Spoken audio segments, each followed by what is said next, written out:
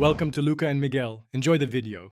In this video, I will explain how to play the Super Mario World Game Over theme on piano.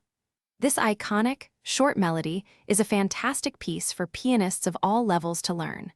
We'll break down the main melodic phrases and the simple accompanying chords. By the end, you'll have a solid understanding of how to bring this memorable tune to life on your keyboard, step by step.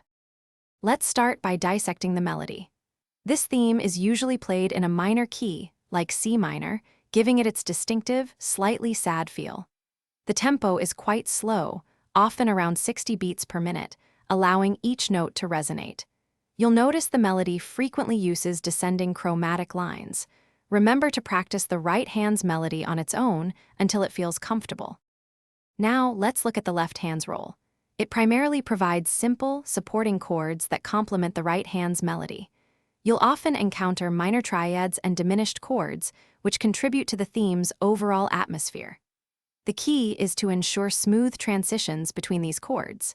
Aim for a light, gentle touch with your left hand, so the melody remains the star of the show. To master this piece, begin by practicing at a very slow pace, gradually building up your speed.